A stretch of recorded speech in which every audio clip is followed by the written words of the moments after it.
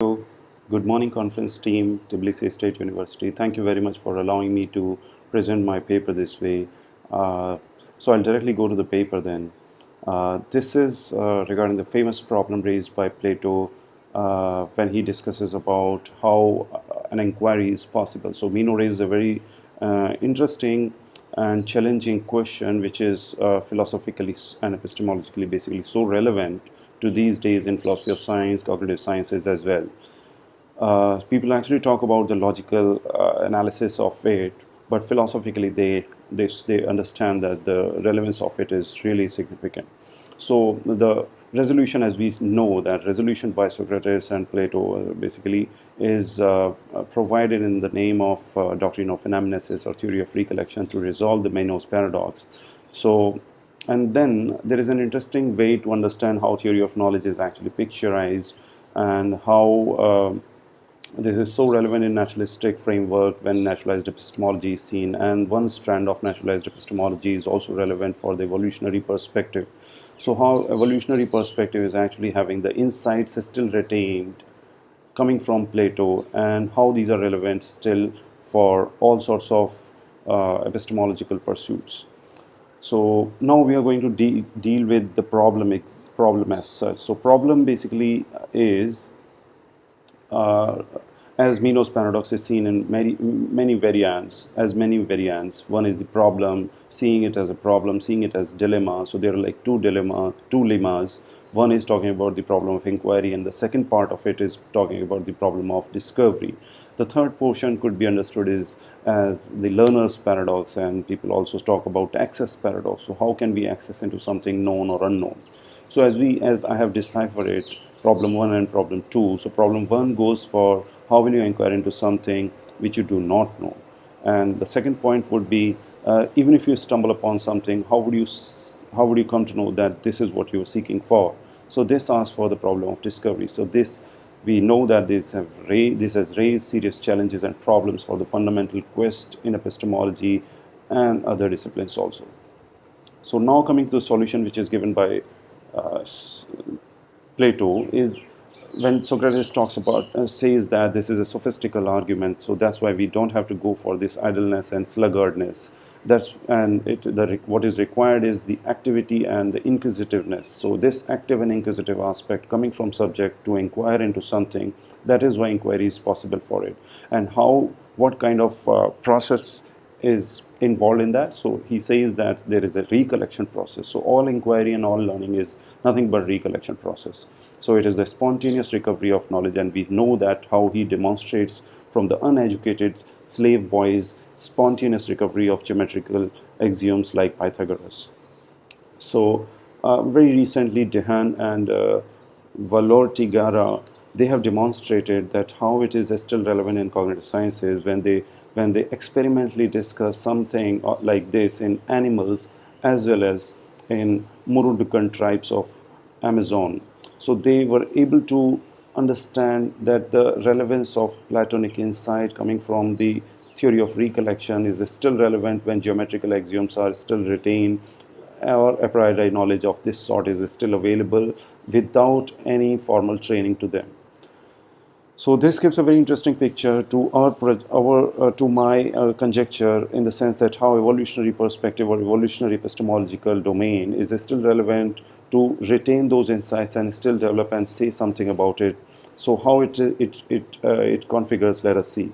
So we also know that Plato's famous quote says that the soul must always possess this knowledge, and whether in man or non-man. So it can have various interpretations. So one interpretation could be very befitting with the evolutionary perspective. We will discuss it later. So how this recollection is possible? Because of the perplexity, torpedo shock, and wish to remedy one's ignorance in that is induced or pursuit for truth.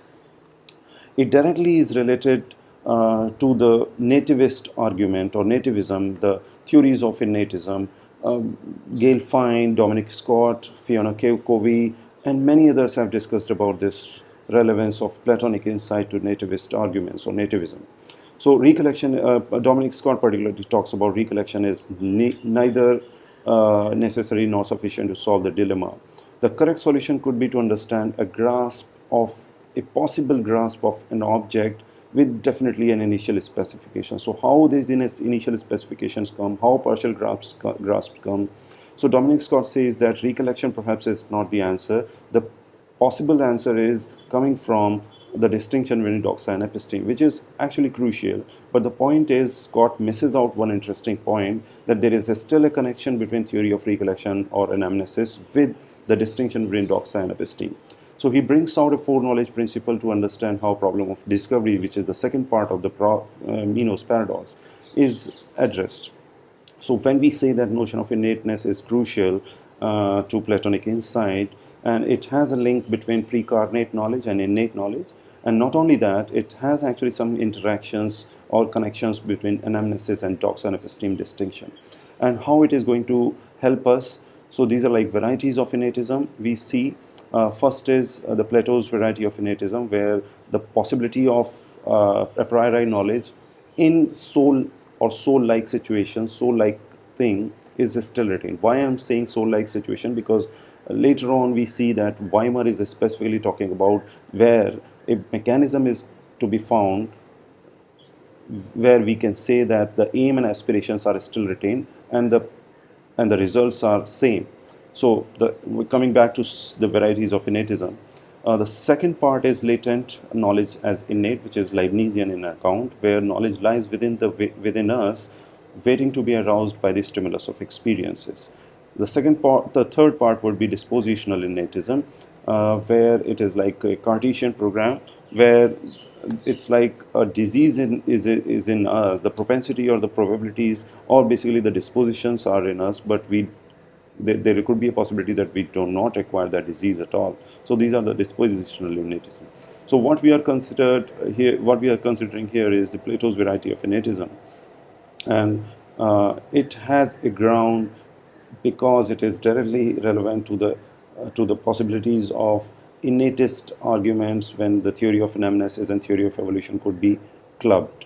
So Weimar, Thomas Nichols, Robert Pavlov, Robert Haskell, Karl Popper, and many others like even Herbert Simon and Michael Roos for logical analysis of Minos paradox. They've figured out that how relevant this methodological stance could be to understand the relevance in philosophy of science, cognitive sciences, and decision sciences. So if there exists any innate learning structure, then it suggests that they must have evolved through millions of years. And this evolution of these learning structures have been discussed throughout. So the main task of theory of knowledge, as Popper is saying now, it is to understand the continuity of knowledge of with animal knowledge. So human knowledge and animal knowledge, the continuity is actually more important. And when we try to go to the bigger picture, then the life in itself is actually a continuity of knowledge in that ways. And when we talk about evolutionary continuity, it comes from phylogenetic continuity to ontogenetic continuity, and that is why the continuity of knowledge is throughout there.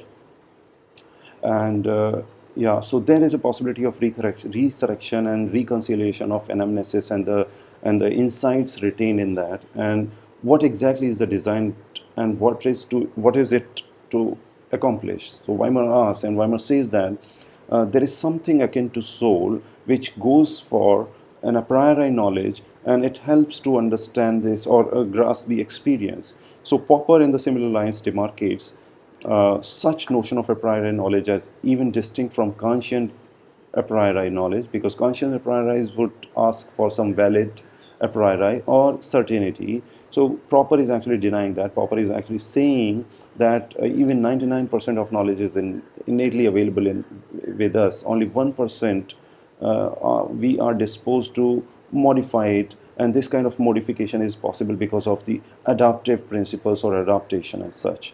So conscient knowledge, and through Konrad Lorenz, we also understand that biologization of conscient categories have already been understood and deciphered. So in that ways, at least the evolutionary principles or evolutionary construal is giving us the paradigm or platform to understand how this a priori knowledge of this kind from Plato or Kant could be retained, and this kind of formulation is still relevant in evolutionary epistemological domain. So for Popper, it is an inborn expectation or anticipation. however strong or specific it could be, there is a possibility of mistakes and modifications. Now, coming to the evolutionary treatment, which is a concluding part of my thesis, is that evolutionary epistemological viewpoint envisages evolution as a knowledge process or cognition process. So, when we talk about evolution as a knowledge process or cognition process, there is a possibility of adaptation. And adaptation as a key feature in evolutionary perspective is a very interesting reciprocity relationship between organism, we can say that subject, and environment, we can say that knowledge. So there is a possibility of blurring the boundaries between organism and environment, blurring the boundaries between subject and knowledge. So this kind of understanding, how it is going to help. So as we know that Journey and Edelman, uh, even the Nobel laureates are actually aware of this problem, and they say that immune system and brain systems work in the fashion where they recognize and recollect the vast array of antigener pattern which has never been introduced to them. So they actually talk about the possibility of addressing Mino's paradox, or this problem of identification, problem of recognition, problem of inquiry, problem of discovery, where even our living systems is dealing more appropriately with these and basically addressing it.